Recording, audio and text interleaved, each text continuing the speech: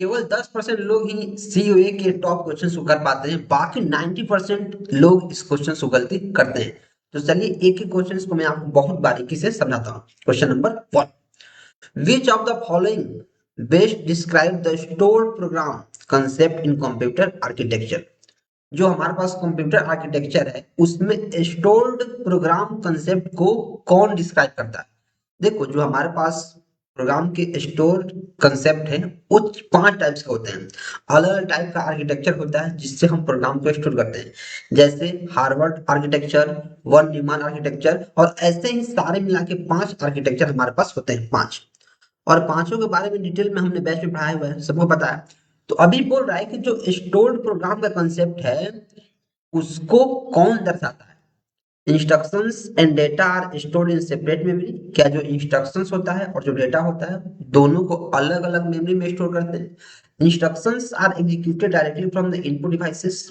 जो इंस्ट्रक्शंस होता है वो डायरेक्टली एग्जीक्यूट होता है इनपुट डिवाइसेस की हेल्प से। Instructions and data are stored in same memory. जो इंस्ट्रक्शंस होता है और डेटा होता है एक ही मेमोरी में स्टोर होता है। Programs are hard wired into hardware. क्या जो प्रोग्राम्स होता है वो हार्ड वायर होता है हार्डवेयर में। ये कंसेप्ट क्या हो जाएगा, गलत। तो देखो जो यहाँ स्टोर प्रोग्राम कंसेप्ट है वो डिस्क्राइब कर रहा है तुम्हारा किसको, वॉन न्यूमान के आर्किटेक्चर को। किसको डिस्क्राइब कर रहा है, वॉन न्यूमान आर्किटेक्चर। उसमें क्या होता है, उसमें होता है कि जो इंस्ट्रक्शंस होता है और जो डेटा होता है उसको सेम मेमोरी, मतलब एक ही मेमोरी में इंस्ट्रक्शंस प्लस डेटा को स्टोर करते हैं। तो ऑप्शन सी हमारा आंसर देखने को हमें मिलेगा। जो instructions and data store in separate memory, अगर अलग अलग मेमोरी में स्टोर कर रहे हैं उसको क्या बोलते हैं, उसको बोलते हैं हार्वर्ड का आर्किटेक्चर। Harvard architecture. ये चीजें आपको ध्यान रखनी है। Next, which component of a computer system is responsible for executing instructions। देखो जो कंप्यूटर होता है उसमें अलग अलग कंपोनेंट्स का अलग अलग काम होता है। तो यहाँ क्वेश्चन ये बोल रहा है कि कौन सा कंपोनेंट है जो किसी भी इंस्ट्रक्शंस को एग्जीक्यूट करता है। एग्जीक्यूट कौन करेगा, क्या इनपुट डिवाइस जो होता है वो इंस्ट्रक्शंस को एग्जीक्यूट करेगा, नहीं। यह क्या देता है, इनपुट प्रोवाइड कराता है। वैसे ही मेमोरी यूनिट क्या करता है, मेमोरी स्टोर करता है, स्टोर। आउटपुट क्या करता है, आउटपुट या डिस्प्ले करता है। लेकिन जो सीपीयू होता है, सेंट्रल प्रोसेसिंग यूनिट, यह इंस्ट्रक्शन को एग्जीक्यूट करता है। तो आंसर हमारा सीपीयू हमें देखने को मिलेगा। Next, in a machine instruction the op code specifies. अब देखो जो मशीन इंस्ट्रक्शन होता है, मतलब मशीन मतलब क्या, जो कंप्यूटर का इंस्ट्रक्शंस होता है उसमें जो ऑप कोड होता है, ऑप कोड उसका क्या मतलब है, the location of the data, the operation to be performed, the size of the memory, या फिर द नंबर ऑफ ऑपरेंड्स। जो नंबर ऑफ ऑपरेंड्स इसका नहीं होता, मेमोरी का साइज नहीं होता है। जो ऑप कोड होता है वह दिखाता है कि कौन से ऑपरेशंस होने हैं, इंस्ट्रक्शंस पे कौन सा ऑपरेशन होना है। आंसर हमारा क्या होता है इसका, बी। द लोकेशन ऑफ जो डेटा होता है उसको हम एड्रेस फील्ड के द्वारा हैंडल करते हैं, एड्रेस फील्ड, ना कि ऑप कोड के द्वारा। Op code defines the operations like addition, subtraction, multiplication. जो ऑपरेशन होता है उसको बोलते हैं op code, simple. which phase of memory, which phase of instruction cycle involves reading the instruction from the memory। अच्छा, जो मेमोरी में इंस्ट्रक्शंस पढ़ा है तो किसके हेल्प से हम इंस्ट्रक्शंस को पहले रीड करेंगे, डिकोड की हेल्प से, एग्जीक्यूट की हेल्प से, फेच की हेल्प से, इंटरप्ट की हेल्प से। इंटरप्ट की हेल्प से क्या हम रीड कर सकते हैं, रीड, ये तो इंटरप्ट दे रहा है मुझे, रीड नहीं कर सकते हैं। फेच, फेच मतलब क्या होता है, जो डेटा पहले से है उसको अपने पास ला, उसको उस पे कार्य करने के लिए डेटा को फेच करो, मतलब डेटा को लाओ, डेटा को रीड करो। इसको क्या बोलते हैं, सबसे पहले यही होता है फेच। डिकोड क्या होता है, फेच करने के बाद क्या होता है, डिकोड। जो हमने डेटा फेच किया है उसको हम डिकोड करेंगे, उसमें से हम यूजफुल इंफॉर्मेशन को निकालेंगे, तो उसके बाद हम एग्जीक्यूट कर देंगे। तो क्या हो जाएगा आंसर हमारा, C. Which of the following correctly represents the sequence of an instruction cycle. तो देखो जो इंस्ट्रक्शन साइकिल का अभी हमने फेज देखा है, हमने फेज देखा है कि जो सबसे पहला फेज होता है, मतलब जो रीडिंग करता है वो होता है फेज। उसके बाद क्या होता है, डिकोड फिर एग्जीक्यूट। तो हमारा सबसे पहले क्या होता है, फेच। क्या फेच है, नहीं। क्या सबसे पहले फेच है, नहीं। फेच नहीं, तो क्या हो जाएगा, क्या फेच।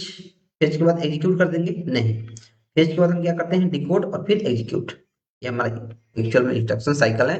जो इंस्ट्रक्शन साइकिल का कंसेप्ट है, इंस्ट्रक्शन साइकिल काफी ज्यादा इंपॉर्टेंट है, और डायरेक्ट इसका जो सीक्वेंस है आपसे एग्जाम में पूछा जाता है। और गाइस यार, जो मैंने अपने बैच में पढ़ाया है सीओए, उसमें हमने टॉप के 150 क्वेश्चंस को एज एमसीक्यू करा है, जो सारे के सारे एग्जाम्स के जो टॉप क्वेश्चंस हैं उनको कवर कर रहा है। तो अगर आप पेड बैच में पढ़ रहे होंगे तो आपने पढ़ा होगा, तो आपको बहुत ज्यादा फायदा देखने को मिल रहा होगा। अगर आपने वहां पढ़ा होगा तो आप एक ही क्वेश्चन को ऐसे ही पढ़ाते होंगे, right. What is now used for internal memory. Internal memory के लिए अभी हम किस एलिमेंट का यूज करते हैं, silicon chip, Elecon chip, silicon semiconductor chip, silicon semiconductor chip. तो हम बचपन से सुनते आ रहे हैं कि जो चिप होता है उसके लिए सिलिकॉन का हम सेमीकंडक्टर चिप यूज करते हैं। क्या करते हैं, semiconductor. Dash is the number of processes completed per unit time. और यार एक कंसेप्ट हमने ओएस में पढ़ा है कि थ्रूपुट। थ्रूपुट एक ऐसा कंसेप्ट होता है, थ्रूपुट। इसमें क्या होता है कि एक यूनिट टाइम में वो प्रोसेस कितना बार हो रहा है, उसे बोलते हैं क्या, थ्रूपुट। आंसर क्या हो जाएगा हमारा, थ्रूपुट। अब देखो, जो बॉड रेट होता है वो सिग्नल चेंजेस पर सेकंड को दिखाता है। इनपुट क्या होता है हमें पता है, आउटपुट क्या होता है हमें पता है। थ्रूपुट क्या होता है, नंबर ऑफ प्रोसेसेस जो पर यूनिट में कंप्लीट हो रहा है उसको दिखाता है। What is a storage buffer that stores the data that is now more often temporarily and makes them available to CPU at the fast rate। बोला है उस स्टोरेज बफर का नाम क्या है, नाम क्या है जो स्टोर करता है डेटा को, that is use more often, जो फ्रीक्वेंटली यूज होता है, और जैसे ही फ्रीक्वेंटली यूज होता है, टेम्परली यूज होता है, और उसको सीपीयू के लिए अवेलेबल करता है जब भी उसको चाहिए। तो इस कंसेप्ट को हम पढ़े हुए हैं कि भैया इस कंसेप्ट को तो हम कैशिंग बोलते हैं, कैशिंग। ये क्या होता है, कैश मेमोरी क्या होता है, कैश एक टाइप का मेमोरी है जो सीपीयू और रैम के बीच होता है। ये हमारा रैम हो गया, ये सीपीयू हो गया, इसके बीच है कैश मेमोरी, राइट। अब देखो जैसे सीपीयू है, इसको कोई भी चीज दिखाना है, प्रोसेस करना है, तो ये रैम से रिक्वेस्ट करेगा, रैम से, रैम क्या करेगा, सीपीयू को भेजेगा। तो सीपीयू क्या करेगा, जिस डेटा को बार बार जरूरत पड़ती है उस डेटा को कैश मेमोरी में सेव कर लेगा। बोला कि यार तू रैम बहुत दूर है, मैं बार बार तेरे से मांगूंगा, उतना टाइम नहीं है मेरे पास। अगर कोई फ्रीक्वेंटली यूज डेटा है जिसको यूजर जो है बार बार यूज कर रहा है, बार बार उसकी रिक्वेस्ट कर रहा है, तो मैं यहीं पे सेव कर लूंगा और यहीं से शो कर दूंगा। तो क्या करता है, कैश मेमोरी में डेटा सेव कर देता है। अब जब भी, जैसे मान लो कि आपने रोजगार लॉजिक आपने क्रोम पे सर्च किया, मान मान लो आपने क्रोम पे क्या किया, रोजगार लॉजिक सर्च किया। तो पहली बार आपने रोजगार लॉजिक सर्च किया तो जो क्या हुआ, हमारा सिस्टम में उसको स्टोर कर लिया। अब दूसरी बात, जैसे आप आर ओ लिखेंगे, कैश मेमोरी में डेटा पहले से स्टोर रहेगा, वो आपको लगेगा रिकमेंड करने। जैसे आप ब्राउजर में जाते हो और कोई भी चीज आप सर्च करते हो, दोबारा अगर आप जाके वही चीज सर्च करने की कोशिश करते हो, जैसे आप एक दो लेटर टाइप करते हो, आपको काफी सारा सजेशन रिकमेंडेशन देखने को मिलता है। वो कहाँ होता है, कुकीज में। ब्राउजर के लिए उस कंसेप्ट को हम कुकीज बोलते हैं, लेकिन वही बात अगर मैं कंप्यूटर की करूँ, उस समय हम इसको कैश बोलते हैं। तो क्या हो जाता है हमारा, कैश मेमोरी। एक minute, cache memory. Primary memory तो रैम रोम हो गया, नहीं मेमोरी ऐसा कुछ कंसेप्ट नहीं है, बफर मेमोरी नहीं होता है। आंसर क्या हो जाएगा, B. The primary goal of load control. Load control का प्राइमरी गोल क्या है, लोड कंट्रोल मतलब लोड को कंट्रोल करना, prevent processes from running concurrently. जो बहुत सारे प्रोसेसेस हैं उनको एक साथ रन करने से रोकना, क्या उसको लोड कंट्रोल बोल देंगे। जब हम रोक रहे हैं मतलब हम लोड को एकदम घटा रहे हैं, कंट्रोल नहीं कर रहे हैं। ये आंसर क्या हो जाएगा, गलत। आंसर क्या है, गलत है। Avoid avoid context switching between process. जो प्रोसेस होते हैं जो कंटेक्ट स्विच करते हैं उनको अवॉइड करना नहीं। लोड कंट्रोल का मतलब है ensure that CPU time is evenly distributed among processes. जो सीपीयू का टाइम है वह इवनली अलग अलग प्रोसेसेस में डिवाइड है, कि किस प्रोसेस को कितना टाइम मिलेगा, सारा सारा क्या है, डिवाइड किया गया है। इससे हमारा क्या हो जाएगा, load control. Maximise the usage of virtual memory. अगर वर्चुअल मेमोरी की यूज को हम मैक्सिमाइज कर रहे हैं तो क्या लोड कंट्रोल हो जाएगा, नहीं, लोड कंट्रोल नहीं हो। Which of the following is responsible for loading operating system from secondary memory to primary memory? देखो, जो आपको पता है कि जो ऑपरेटिंग सिस्टम होता है, ऑपरेटिंग सिस्टम पहले सेकेंडरी मेमोरी यानी हार्ड डिस्क में हमारा क्या होता है, स्टोर होता है। लेकिन उसको रन करने के लिए हमें उसको रैम में उठा के लाना पड़ता है, प्राइमरी मेमोरी में उठा के लाना पड़ता है। तो कौन रिस्पॉन्सिबल है, क्या सीपीयू, क्या सीपीयू लाता है, नहीं, सीपीयू तो सेंट्रल प्रोसेसिंग यूनिट है जो फंक्शन करता है। क्या बूट रिकॉर्ड लाता है, नहीं। क्या पावर अनसेल्फ टेस्ट लाता है, नहीं, उसको लाता है बूट स्ट्रैप लोडर। यहाँ लोडिंग की बात हो रही है, ऑपरेटिंग सिस्टम को लोड करना है तो कौन करेगा, बूट स्ट्रैप लोडर।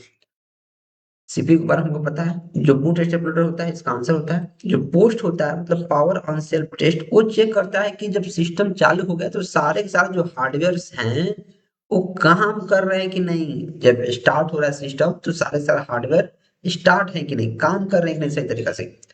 उसका बोलते हैं पावर ऑन सेल्फ टेस्ट। जैसे पावर देंगे तो सिस्टम अपने आप को सेल्फ टेस्टिंग करता है, राइट। नेक्स्ट। और गाइस, अगर आप काफी सीरियसली तैयारी कर रहे हैं तो मैं आपको रिकमेंड करूंगा कि आप स्कूल से तैयारी करें। इसमें 80 आवर्स का रिकॉर्डेड लेक्चर आपके तैयारी में चार चांद लगा देगा, इतने सारे फीचर्स के साथ। या अगर आपके पास टाइम थोड़ा कम पड़ रहा है तो आप सिर्फ 99 में हमारा ए नोट्स ले सकते हैं, जिसमें पूरा पूरा पीवाईक्यू का सॉल्यूशंस, 20 प्रैक्टिस सेट प्लस एक एक सब्जेक्ट का नोट्स काफी ज्यादा आपके लिए वैल्यू प्रोवाइड करेगा। दोनों का लिंक डिस्क्रिप्शन में, आप उसको चेकआउट कर सकते हैं। कोई भी अगर डाउट है तुरंत तुरंत आपको यहाँ इस नंबर पे हमें व्हाट्सएप करना है। दोनों का लिंक डिस्क्रिप्शन में है। Next, name the cycle during which a machine language instruction is executed by the processor of the computer system.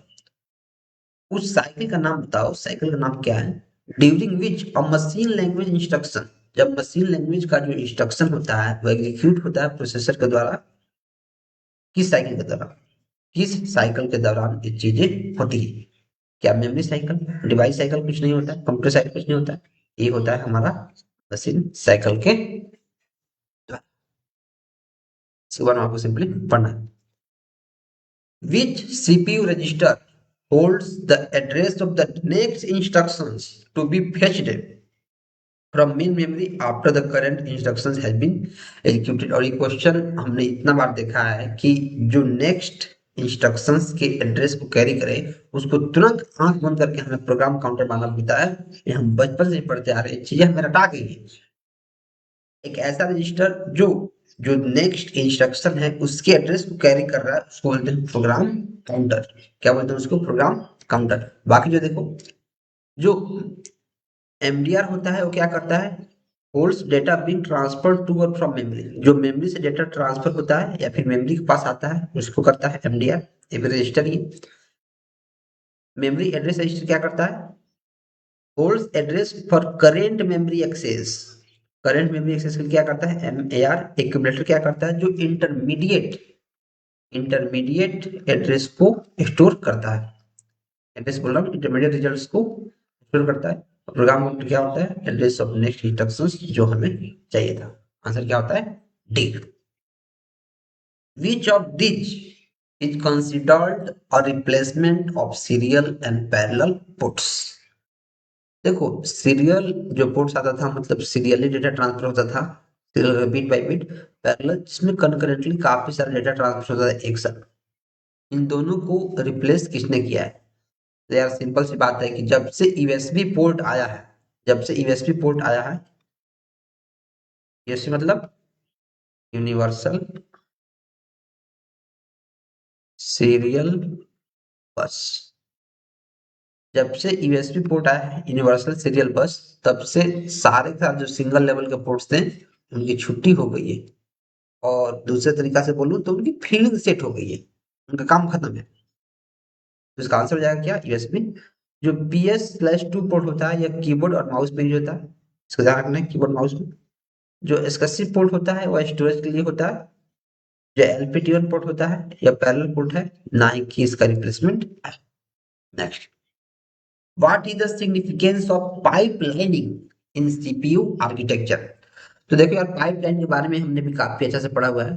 Pipeline क्या होता है, जैसे अगर मैं बताऊं, जैसे अच्छा समझो, इस मान लो मैं वीडियो बनाता हूं, मैं वीडियो रिकॉर्ड कर रहा हूँ मान लो, और वीडियो रिकॉर्ड मैंने किया, इसके पहले मैंने स्क्रिप्ट लिखा, स्क्रिप्ट, फिर उसके बाद मैंने खुद क्या किया, इसको रिकॉर्ड किया, मैंने खुद से क्या किया, एडिट किया, मैंने खुद इसका थंबनेल बनाया, थंबनेल, मैंने खुद इसको अपलोड किया, और अपलोड करते टाइम जो इसका टाइटल टैग था सब मैंने खुद लिखा। मैं क्या कर रहा हूँ अकेले, मैं इतना काम कर रहा हूँ, स्क्रिप्ट लिख रहा हूँ, रिकॉर्ड कर रहा हूँ, एडिट कर रहा हूँ, थंबनेल बना रहा हूँ, अपलोड कर रहा हूँ, मतलब जितना काम है मैं क्या कर रहा हूँ, अकेले कर रहा हूँ। और अकेले करने में मुझे कितना टाइम लगेगा, अगर एक एक घंटा का मान लो लेक्चर रिकॉर्ड करना है 1 घंटा का, तो पहले उसको पहले स्क्रिप्ट लिखना पड़ेगा, मतलब PPT बनाना पड़ेगा, अलग अलग क्वेश्चंस फ्रेम करने पड़ेंगे, अलग अलग जस्ट सोर्स से क्वेश्चन लाने पड़ेंगे। तो हमें लग जाएगा 1 घंटा का वीडियो बनाने में, स्क्रिप्ट तैयार करने में 3 घंटा, PPT 1 घंटा, रिकॉर्ड करने में 1 घंटा, फिर एडिट करने में 1 घंटा, फिर थंबनेल और अपलोड करने में 1 घंटा। मतलब 1 घंटा का जो वीडियो है वो कितना घंटा लगा, 3, 4, 5, 6 घंटा लगे। ये तो काफी समस्या वाली बात है। लेकिन यही अगर मैं पाइप लाइन के हेल्प से करूंगा, अगर मैं इसका पाइप लाइन बना दूंगा तो क्या होगा, मैंने एक अलग से बंदे रखे हैं स्क्रिप्ट लिखने के लिए, सिर्फ उसका काम है क्या, उसका काम है सिर्फ PPT बनाना। फिर मेरा काम है सिर्फ रिकॉर्ड करना, मैं वीडियो आगे रिकॉर्ड कर दिया, मैं पढ़ा दिया, दूसरा बंदा एडिट कर रहा है, फिर उसको दूसरा बंदा थंबनेल बना रहा है और कोई अपलोड कर रहा है। तो इससे क्या जो 6 घंटा लगा है, अभी स्क्रिप्ट बनाने में जितना टाइम लगेगा और रिकॉर्ड करने में जितना टाइम लगेगा, वो सारा मिला के जो टाइम होगा काफी रिड्यूस हो जाएगा। और यही काम अगर जैसे मान लो मुझे अगर 4 लेक्चर बनाने हैं, 4 लेक्चर, तब तो मेरा पेंट बन जाएगा। क्या 4 लेक्चर में बना सकता हूँ एक दिन में, नहीं बना सकता हूँ। एक लेक्चर बनाने में पूरा पूरा दिन बीत जाएगा। लेकिन वही पाइप लाइन दिन रहेगा, तो मुझे सिर्फ रिकॉर्ड करना है 4 घंटा, मैं कर सकता हूँ। इसको सिर्फ एडिट करना है 2 घंटा लगेगा, कर सकता है। इसको सिर्फ स्क्रिप्ट बनाना है 8 घंटा लगेगा, ये कर सकता है। तो पाइप लाइनिंग में क्या होता है कि हम काफी एक डेडिकेटेड सिस्टम बना देते हैं, एक पाइप लाइन बना देते हैं, जिसकी हेल्प से चीजें काम करती हैं। तो इसका सिग्निफिकेंस क्या है, इसका सिग्निफिकेंस क्या है, ट्रांसफर डेटा बिटवीन रजिस्टर, जो रजिस्टर्स होते हैं उनके बीच डेटा को ट्रांसफर करना, इसको बोलते हैं। नहीं, स्टोर्स इंस्ट्रक्शंस इन मेमोरी, नहीं, इंक्रीज क्लॉक स्पीड, नहीं, executes multiple instructions simultaneously by overlapping stages, एक साथ काफी सारे इंस्ट्रक्शंस को एग्जीक्यूट करना। Each control unit design uses fixed logic circuits to generate control signals. Which control unit design, कौन control unit का डिजाइन है जो यूज करता है fixed logic circuit to generate control signals. कौन कंट्रोल यूनिट का डिजाइन है जो फिक्स्ड लॉजिक सर्किट को यूज करता है कंट्रोल सिग्नल्स जनरेट करने के लिए। Micro programmed control unit, hard wired control unit, software control unit, या फिर virtual control unit. Software control unit, virtual control unit, ये नहीं होता है। इसका जो एक्चुअल में आंसर होता है वो होता है हार्ड वायर्ड कंट्रोल यूनिट। क्या हो जाएगा, बी। अब देखो, जो हार्ड वायर्ड कंट्रोल यूनिट है ये तो यूज करता है फिक्स्ड हार्डवेयर को, पता चल गया। लेकिन जो माइक्रो प्रोग्राम कंट्रोल यूनिट है वह स्टोर्ड इंस्ट्रक्शंस को यूज करता है। स्टोर्ड, ये क्या करता है, स्टोर्ड इंस्ट्रक्शंस को यूज करता है। स्टोर्ड इंस्ट्रक्शंस, आंसर क्या आ जाएगा, बी। और ऐसा दोनों, ये दोनों कंसेप्ट नहीं होता है, ये सिर्फ फर्जी है। Next, which of the following is a key advantage of micro programmed control unit over a hard wired control unit। तो माइक्रो प्रोग्राम जो कंट्रोल यूनिट है, माइक्रो प्रोग्राम्ड और जो हार्ड वायर है, इन दोनों के बीच तो क्या डिफरेंस है। और ऐसे बोलो तो ऐसे बोलो, तो माइक्रो प्रोग्राम कंट्रोल यूनिट है, उसका फायदा क्या है, उसका फायदा क्या है सर, फास्टर एग्जीक्यूशन स्पीड। जो माइक्रो प्रोग्राम है क्या वो फास्टर है, सिंपल हार्डवेयर डिजाइन है, या greater flexibility and easier modification है, लोअर मेमोरी यूजेज है? कौन सा है? जो माइक्रो प्रोग्राम है क्या फास्टर है? नहीं। सिंपल नहीं, वो क्या है, इसकी फ्लेक्सिबिलिटी ज्यादा है, मतलब आसानी से आप इसे मॉडिफाई कर सकते हो। जो हार्डवायर सीपीयू है वो फास्टर है, माइक्रो जो प्रोग्राम है वो फास्टर नहीं है। जो माइक्रो प्रोग्राम है वो स्लोअर है हार्डवेयर से। माइक्रो प्रोग्राम भी मोर कॉम्प्लेक्स है। माइक्रो प्रोग्राम क्या है, सिंपल नहीं है, क्या है, कॉम्प्लेक्स। स्लोअर है प्लस कॉम्प्लेक्स। स्लोअर होगा तो आसान तो होगा नहीं। बाकी माइक्रो प्रोग्राम क्या है, फ्लेक्सिबल है और इजी टू मॉडिफाई हो सकता है। Which register is used to store the address of data to be accessed from memory? Memory data register. Program counter के बारे में हमको पता है, जो नेक्स्ट इंस्ट्रक्शंस के एड्रेस रखता है। नेक्स्ट इंस्ट्रक्शंस का एड्रेस। एक्यूमुलेटर क्या पता है, इंटरमीडिएट रिजल्ट को स्टोर करता है। इंटरमीडिएट रिजल्ट को स्टोर करता है। स्टोर। मेमोरी डेटा रजिस्टर क्या है, इसके बारे में हमने प्रीवियस क्वेश्चन में देखा है। मेमोरी एड्रेस के बारे में भी देखा है कि जो एड्रेस ऑफ डेटा को स्टोर किया रहेगा उसको बोलते हैं मेमोरी एड्रेस रजिस्टर। नेक्स्ट, आप इसके बारे में यहाँ से पूछ सकते हो। जो एमडीआर होता है एक्चुअल डेटा को कैरी करता है, ये एड्रेस को कैरी करता है। एमडीआर मतलब एक्चुअल डेटा, डी मतलब actual data. Which input output organization technique allows devices to transfer data directly to from memory without CPU intervention? बोला कौन सा ऑर्गेनाइजेशन टेक्निक है जिसमें बिना सीपीयू के हम मेमोरी से इनपुट आउटपुट डिवाइसेस तक डेटा सेंड करते हैं, मतलब सीपीयू उसमें इन्वॉल्व नहीं होता है। या प्रोग्राम इनपुट आउटपुट में सीपीयू इन्वॉल्व होता है, इंटरप्ट में सीपीयू इन्वॉल्व होगा, इंटरप्ट सीपीयू के द्वारा ही होता है, पोलिंग में सीपीयू होगा। Direct memory access. Direct memory access एक ऐसा कंसेप्ट है, डायरेक्ट मेमोरी एक्सेस, कि उसमें जो सीपीयू है वो हस्तक्षेप नहीं करता। डायरेक्ट मेमोरी मतलब डायरेक्ट मेमोरी को एक्सेस करो, डीएमए डायरेक्ट मेमोरी को एक्सेस करो। जब डायरेक्ट मेमोरी को कर रहे हो तो सीपीयू इसमें कुछ करने नहीं आता है। सी। Dash is included in a microprocessor which stores the sequence of operations referred to as dash in the form of binary code. तो क्या लिख रहा है, dash is included in a microprocessor which stores the sequence of operations, जो sequence of operations को store करे, जो operations को स्टोर करे। तो क्या जो रैम होगा, रैम वो स्टोर कर देगा सीक्वेंस ऑफ ऑपरेशंस को? नहीं। रैम क्या होता है, रैम वोलाटाइल मेमोरी होता है। Volatile, volatile memory. और रोम क्या होता है, नॉन वोलाटाइल। इससे क्या मतलब है सर, भारी मतलब है इसका। वोलाटाइल मतलब अगर पावर ऑफ होगा तो जो भी डेटा स्टोरेज था वो सारा का सारा नल हो जाएगा, डेटा जो स्टोर था वो खत्म हो जाएगा। रैम में क्या होता है, रैम क्या होता है, वोलाटाइल, मतलब एक बार पावर गया तो डेटा सारा खत्म। और चूंकि इसमें लिखा है कि विच store the sequence of operation, और ऑपरेशन के सीक्वेंस को स्टोर कौन करेगा, रूट को हम कराएंगे ताकि पावर जाए फिर भी डेटा हमारा रहे। तो रैम इसमें है ए गलत, रैम इसमें है ए गलत, दो ऑप्शन गया। तो जो refer to a dash in the form of binary code, जो बाइनरी कोड के फॉर्म में होता है, क्या उसको हम इंस्ट्रक्शंस बोलते हैं या फिर उसको प्रोग्राम बोलते हैं? उसको बोलते हैं हम प्रोग्राम, ना कि इंस्ट्रक्शंस। ये हो जाएगा हमारा गलत आंसर। क्या हो जाएगा, B. The peripheral that belongs to the category of special purpose peripherals is, ऐसा पेरिफेरल जो बिलोंग कर रहा है उस कैटेगरी में स्पेशल पर्पस पेरिफेरल के लिए, उसको हम क्या बोलते हैं, उसको क्या बोलते हैं? Program interval timer, programmable DMA controller, programmable interrupt controller, programmable keyboard and display interface. जो स्पेशल पर्पस है उसको बोलते हैं programmable keyboard and interface, display interface. बाकी सारे हैं जनरल पर्पस। बाकी जो ऊपर के हम क्या है, general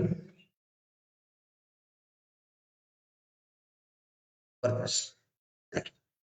Which of the following is said to warn when there is a carry from the low nibble to high nibble or bottom, high nibble or bottom from high nibble? Nibble मतलब nibble मतलब comment करो। Nibble का मतलब क्या होता है? 1 minute क्यों नहीं काम कर रहा? निबल क्या मतलब है? हाफ बाइट होता है, कमेंट करो इसके बारे में। मैं चार्ज में लगाता हूँ। निबल क्या होता है इसके बारे में कमेंट करना है। अच्छा, तो किसको हम सेट करते हैं वन पे? कैरी फ्लैग को, एक्सिलरी फ्लैग कैरी को, साइन फ्लैग को, पैरिटी फ्लैग को। इसमें हम करते हैं किसको? एक्सिलरी फ्लैग को हम वन सेट करते हैं।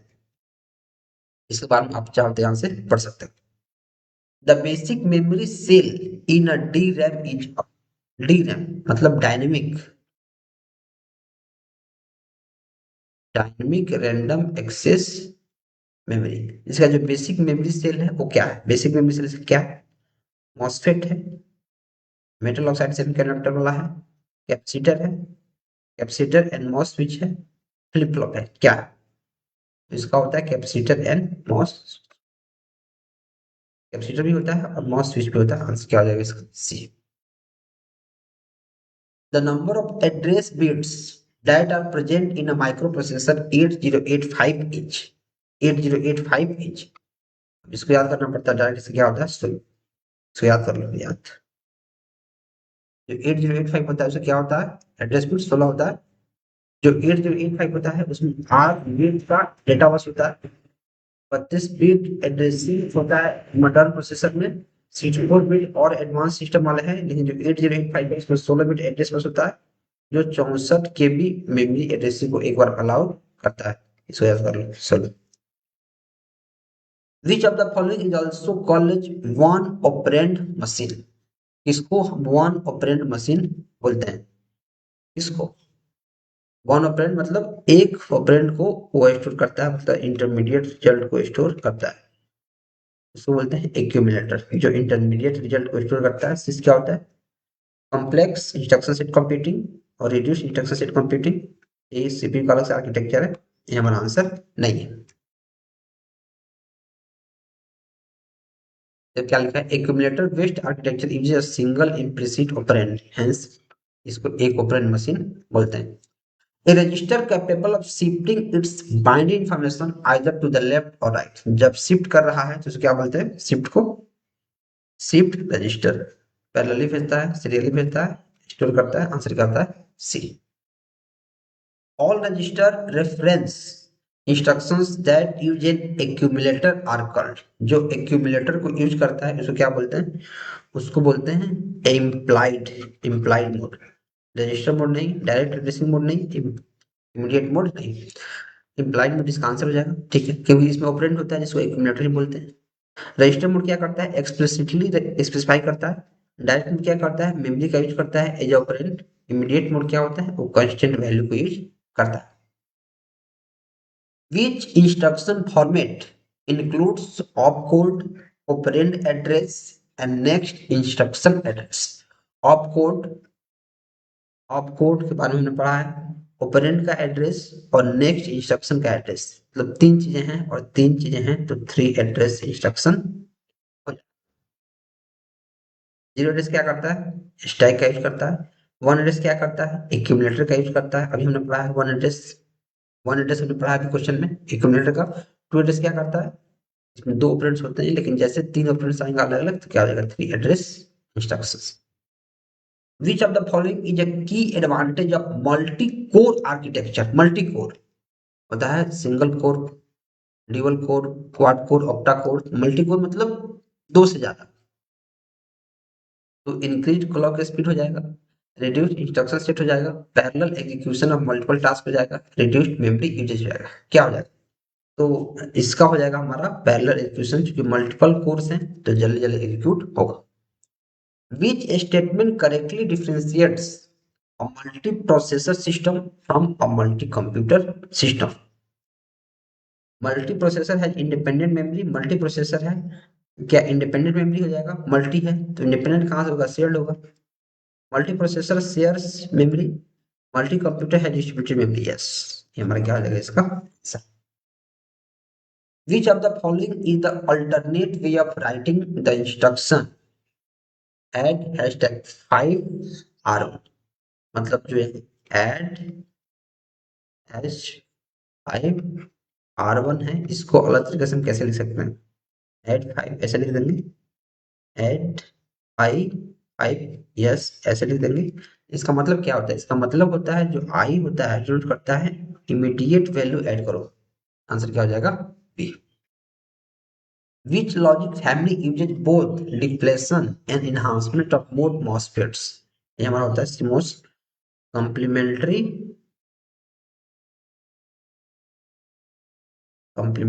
metal oxide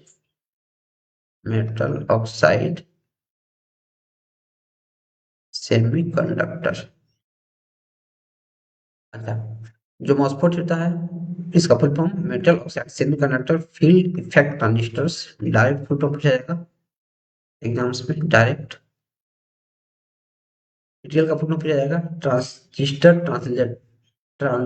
transistor logic, CL emitter couple logic, PMOS P channel metal oxide semiconductor, और सीमोस में पता है, इसको याद करना है। Select the incorrect statement about virtual memory. Virtual memory के बारे में इनकरेक्ट कौन है, वर्चुअल क्या करता है, जो हमारा प्राइमरी मेमोरी होता है उसमें एक इल्यूजन क्रिएट करता है, इल्यूजन मेमोरी का साइज क्या है, बड़ा है, लेकिन एक्चुअल में ऐसा नहीं होता है। It increases the degree of multiprogram, does not allow address space to be shared by several processes, reduce the context switching overhead, less input output or loading and unloading for individual user process। Less input out होता है या loading और unloading होता है individual user process के लिए। Incorrect कौन है, it increase the degree of multi programming से बढ़ता है, ये तो सही दिख रहा है, ये सही है, चूंकि ये सही है तो ये गलत हो जाएगा, हमें यहाँ इनकरेक्ट चाहिए।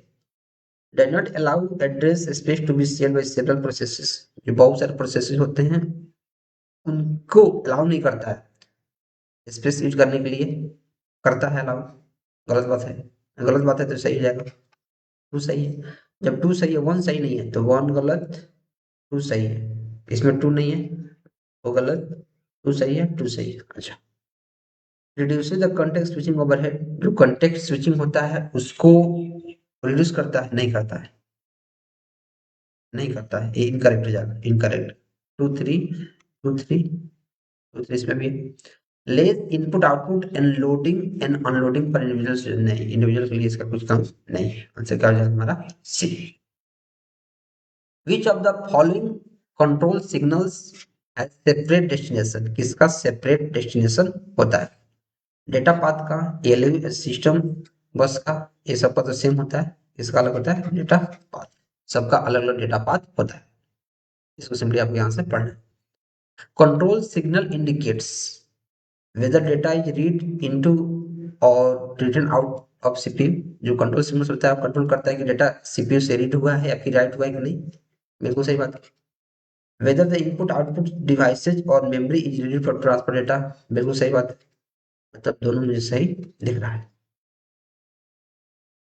The central processing unit of a computer includes which of the following, जो सेंट्रल सीपीयू होता है उसमें क्या क्या होता है, timing and control block, memory और ports, timing and control blocks ALU and register, timing and control block ALU and memory, ALU registers and ports, ports नहीं होता है, पोर्ट्स नहीं होता है, टाइमिंग कंट्रोल ब्लॉक है एएलयू है, एएलयू है। देखो मेमोरी नहीं होता, उसमें क्या होता है रजिस्टर्स, इसमें क्या होता है रजिस्टर्स होता है। देखो जो रजिस्टर सभी मेमोरी का ही टाइप है लेकिन रजिस्टर उसके अंदर होता है। What is are the advantage of using microprogramming as compared to hardware method in implementation of control unit? Cheaper and faster, क्या जो माइक्रो प्रोग्रामिंग जो चीपर है सस्ता है, नहीं, cheaper and less error prone to implement, सस्ता है और कम गलतियां होती हैं, सही, फास्टर है नहीं। The main difference between six and risk, यार मैंने सिस्क रिस्क एपिक और भी एक आर्किटेक्चर है, सबके बारे में बहुत डिटेल में पढ़ाया हुआ है और यहाँ एक लेक्चर में सबको एकदम डिटेल पढ़ाना संभव नहीं है, तो इसका ऊपर भी देखते हैं। मेन डिफरेंस क्या है इसका, मेन डिफरेंस क्या है, a small number of microcontroller instructions, fixed length instruction format, fewer addressing mode, less registers, बहुत कम रजिस्टर इसमें होता है। The following uses mnemonics. Mnemonics कौन यूज करता है? Assembly language. जैसे एडिशन को एड यूज कर देगा ऐसे, सब्ट्रैक्शन को सब यूज कर देगा, मल्टीप्लिकेशन को मल यूज कर देगा। इसका निमोनिक्स है, कौन करता है? असेंबली। हाई लेवल लैंग्वेज नहीं, बेसिक नहीं, मशीन नहीं। असेंबली लैंग्वेज क्या करता है? निमोनिक्स को यूज करता है, जैसे एडिशन, मूव और मूवमेंट।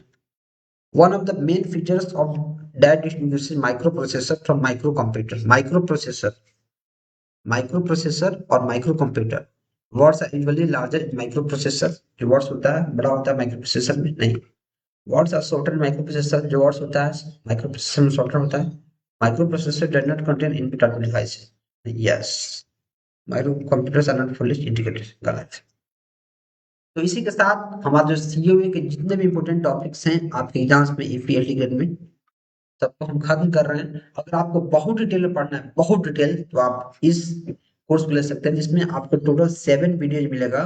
एक वीडियो बहुत लॉन्ग मिलेगा थ्योरी का लॉन्ग वीडियो, और बाकी 6 वीडियो मिलेंगे प्रैक्टिस सेट के, जिसमें टॉप 150 क्वेश्चंस को हमने कराया। तो आप उसको लेके अच्छे से प्रैक्टिस कर सकते हैं, या फिर इस ईबुक को लेके क्वेश्चन लगाना शुरू कीजिए। रोज 5 घंटा 6 घंटा देना भी मस्ट है, तभी जाके बात बनेगी।